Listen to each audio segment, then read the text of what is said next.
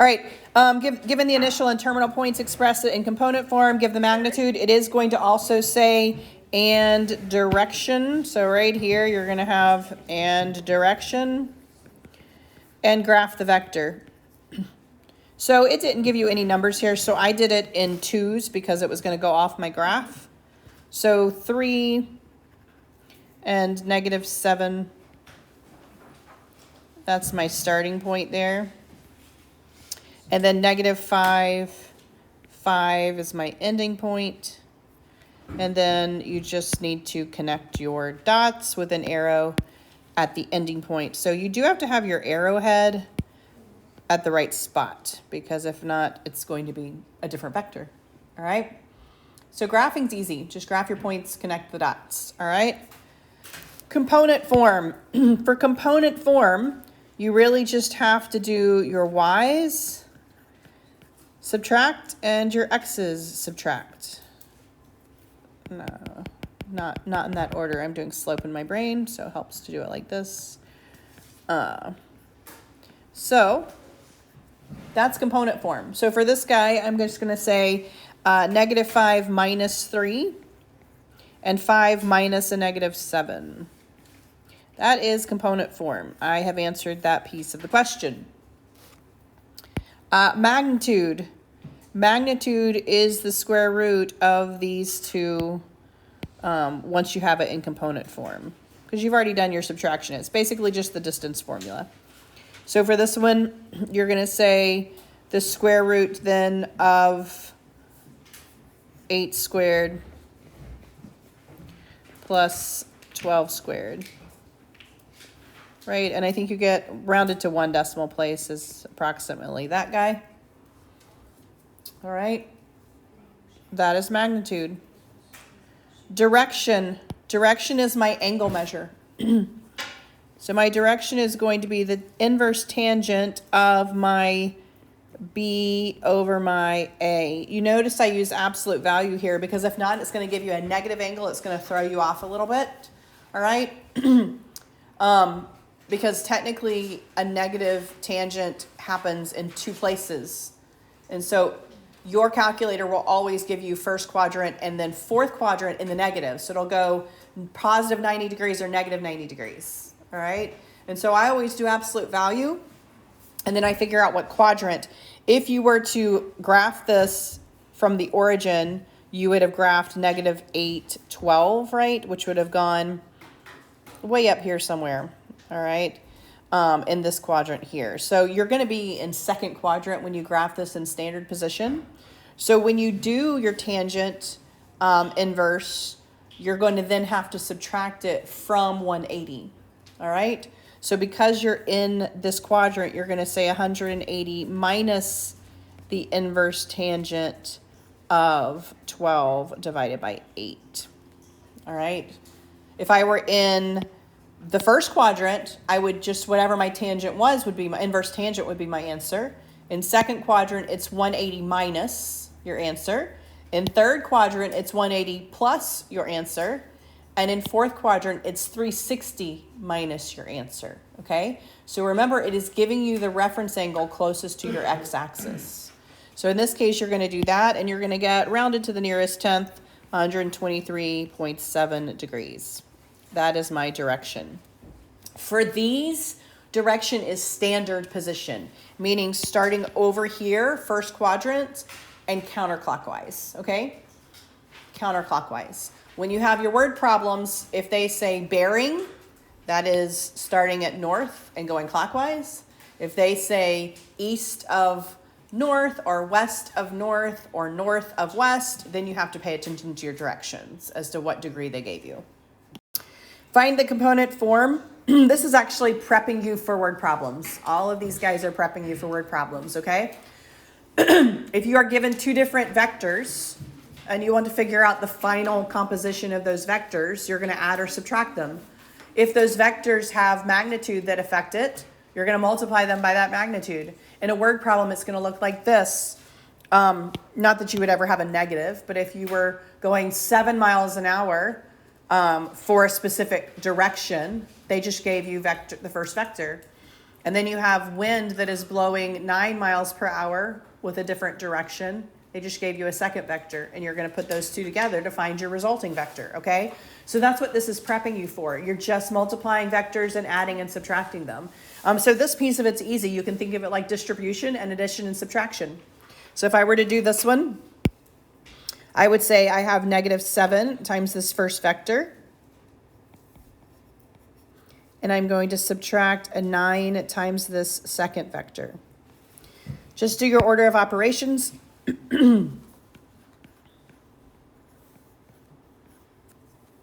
And then once you have done that, then you're just going to subtract. And so when you do something like this, you can have positives and negatives. It doesn't matter. It can be all of the above, because remember, it just represents another vector. It represents, based on those two starting ones and how you multiplied and added them, where did you end up, your component form of the final vector.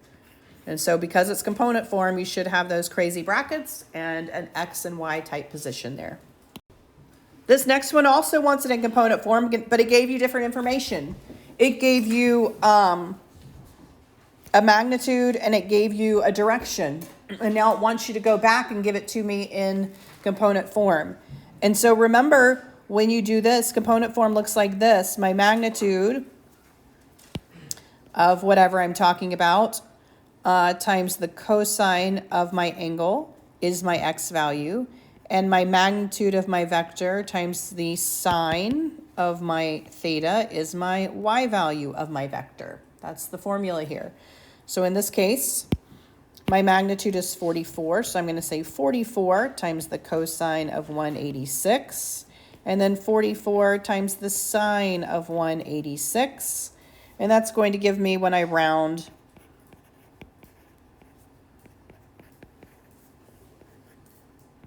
something like that.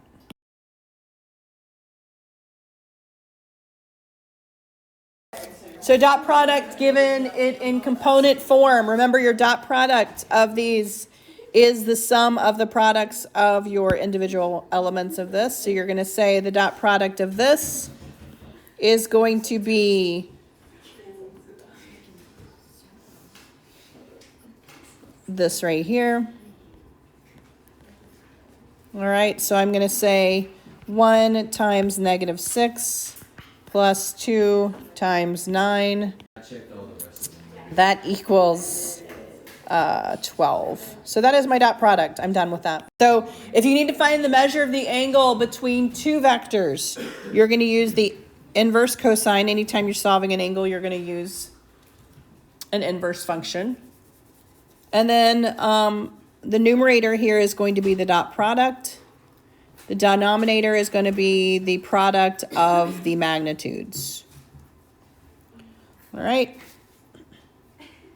So in this case, I would say the cosine inverse here is what I'm looking for of the dot product. The dot product is going to be 5 times 3 plus -3 times 2.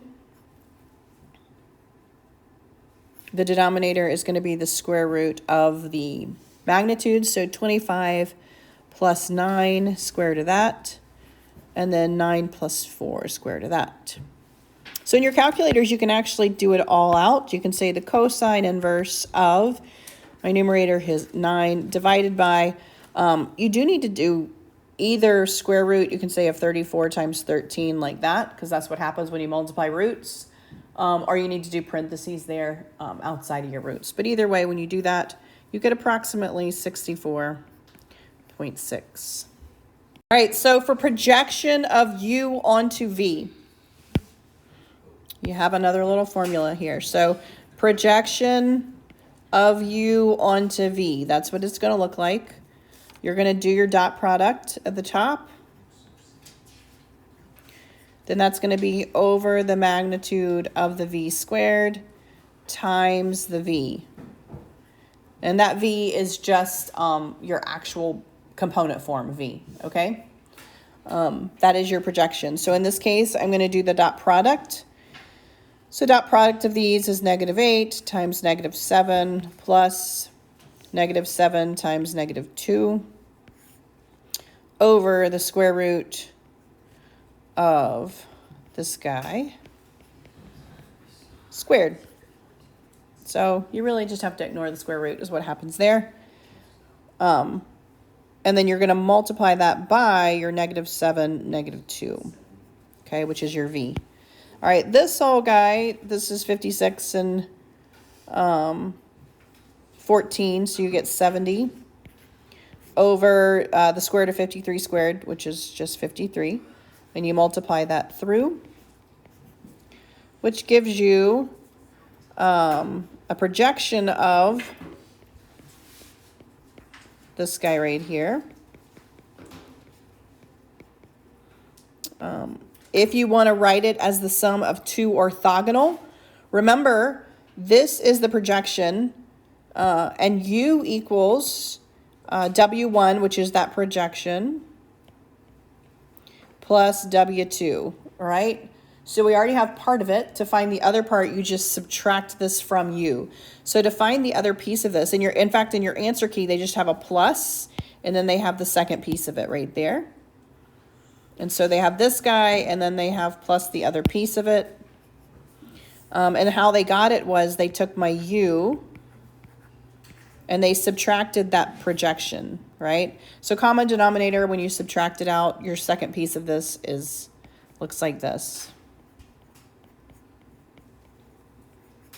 Because all they did was take that and subtract these guys here. Get a common denominator, multiply top and bottom by 53, and then subtract over.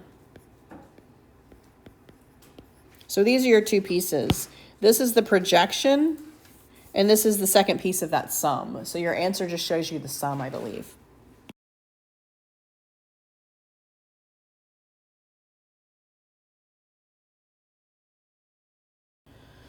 All right, 700-pound force keeps a 4,000-pound box from sliding down a ramp. What is the angle of inclination of the ramp? All right, so right here we have a force of 700 pounds. Right here we have the weight of the box. All right, I do not know anything else really other than what they have given me. So I'm going to go ahead and draw what they gave me, what I'm looking for. I'm looking for this guy right here. All right. What I am going to do is I am going to create a perpendicular here, all right, at that force. So I'm going to create this perpendicular. And assuming I did not draw that perfectly there we go. So I'm going to create a perpendicular from my weight that's pulling down to my force that's keeping it up. Okay? How does that help me? Well, I have two sides of a triangle, and I can definitely find an angle. A couple of things here. So I just want to, let's go through how this helps me. One of the key things of this is that this angle will always equal that angle. Why? Well, if I find him, right, he is going to be supplementary to this guy right here. Yes? Does everybody agree? I have a right triangle. Or it's going to be complementary, rather, okay?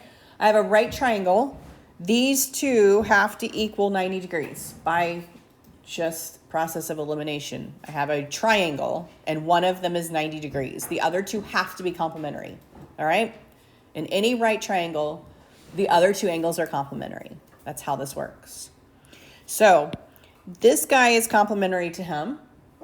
I also have a really large right triangle right here, which means this guy is complementary to him. There was a theorem way back in our brains in geometry. If two angles are complementary to the same angle, they are, by all definitions, equal, right? Because if I have, we'll label this A and we'll label this angle B, all right?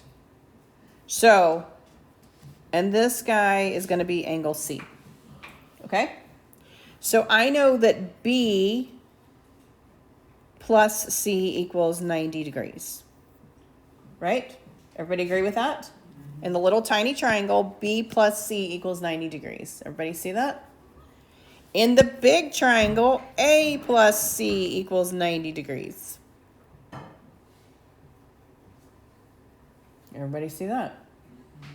So if I subtract c from both sides, I have that b is going to equal 90 minus c, and a is going to equal 90 minus c. What does that tell me about a and b? Substitution, they are equal, okay?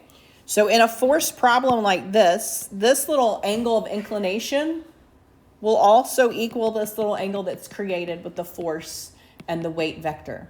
That will always happen. All right, they're similar. I mean, they basically end up being similar type triangles is what happens, okay? So because of congruent complements theorem way back from geometry, if they are congruent to the same, if they are complementary to the same angle, they are congruent because of this right here, okay? So if I solve for this little angle here, I've actually solved for my angle of incline. And if they give me my angle of incline, they've actually given me the other angle too, all right? So angle of incline and the angle that's created by the force and weight vectors will be the same because of this. So when it asks for my angle of incline, I can just solve for this and I'm done. Well, if I pull this little right triangle out, all right, it looks like this. And I need that angle here. That is a pretty easy thing to solve for in right angle trigonometry, okay? What do I have? Well, I have my opposite side and I have my hypotenuse. Which of my three trig functions am I going to use for opposite and hypotenuse?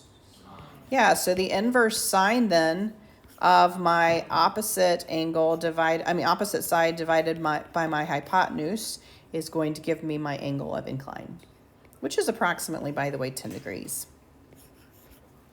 So what are they telling us here? A motorboat traveling across the wide river is heading 50 degrees north of west at a constant speed of 10 miles an hour. The river current is 7 miles an hour due west. How far west does the motorboat travel in 3 minutes? How far does it travel north in 3 minutes? All right, so the last two questions we're going to worry about at the end. What we really need to know is my final vector, okay? What have they given me? Well, they've given me two different vectors. What can I do with two vectors if I need to find the final result of the sum of the two vectors? Well, I can add them. And then I get my final vector, and I find his final vector position, right? And so if it were asking for final position or final direction, this is what I'm always going to do, okay? Final position is going to be potentially the magnitude, or it's going to be, in this case, they're asking for it individually. If they're asking for how far west and how far north, they're asking for an X and Y. They're asking for it in component form, okay? If they ask how far they've traveled or what the speed is, for example, because all of my vectors are speed right now, then I would have to give a magnitude of my final vector, and I would have to do the square root of the x squared plus the y squared, okay? If they were asking for a final direction, I would do inverse tangent. We have already done all of this. So you're going to take these vectors individually and put them in component form, all right? The hardest part of this is trying to figure out what your actual degrees are. Sometimes they will say a bearing of. Remember, a bearing is starting north, going clockwise. So you have to convert that to standard form if you're going to put it into your calculator, okay? So if they say, they're doing a standard bearing of 50 to 40 degrees or whatever, well, technically your reference angle there's 50. Okay, if they say a bearing of 120, boom, they're going to go this direction because it's north and traveling clockwise. So now you actually have to start at standard and go all the way around to figure out where you already actually are, okay? So in your calculator, it is always standard position, but what they tell you may not be standard position and likely won't for direction. Okay, for direction, they'll either use bearing, which is starting north going clockwise, or they will do something like this where they said he's north of west. Okay, so then if they say something like north of west, then you are going to draw this guy right here. You are going to, if you need to, label your little north, south, east, and west. North of west, well, that would place you right here. That is north of west, okay? They gave me 50 degrees, but that 50 degrees actually represents this guy right here. That's not standard angle, right? That's my reference angle, but that's not my standard angle if I'm just using the component form, okay? My standard angle is actually going to start over here and go this way. okay? So in this position, I'm actually going to use 130 degrees when I plug that guy in. Does everybody see? In your calculator, you are going to always use standard position angle. So you're going to look and see what they gave you, and then you're going to say, what is my standard position here? What is my standard position? They gave me north of west, but I need to convert that to what does that look like on a unit circle type question, all right? So now I'm going to put the first guy in component form, just like I did before. I'm going to do my magnitude of my vector times my cosine of my angle, and my magnitude of my vector times my sine of my angle. I'm going to put that first vector in component form. So what is my magnitude of my first vector? 10 miles an hour, okay? My magnitude of my first vector is 10 miles an hour. So for vector 1, we'll just call him vector 1. All right, we are going to put it in component form by saying 10 times the cosine of 130 and 10 times the sine of 130. That is my vector 1. All right. Well, what is my vector 2?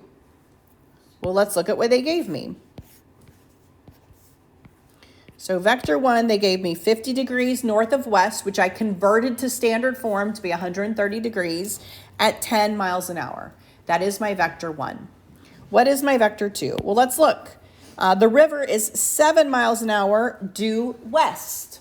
Well, again, north, south, east, and west. Due west looks like this. Okay? That is due west at 7 miles an hour. What is that angle measure starting right here? Well, that's 180. All right? So I'm going to say, well, vector 2 then is going to be 7 times the cosine of 180 and 7 times the sine of 180. All right? Those are the two things affecting my travel right now. And if I add those two things up, I will see what the final result of my travel is. All right? What the final result of my travel is. Does everybody see that? Okay? So now you're just plugging it in. So if I were to take the 10 cosine of 30 and I add to it 7 cosine of 180, I should get negative 13.43. And if I take 10 times the cosine of 130 and 7 times the sine of 180, and add those together, I should get 7.66. So this is my component of my new vector. This gives me the position of my new vector, of where he is based on his movement and the current movement. All right? This is my final component form.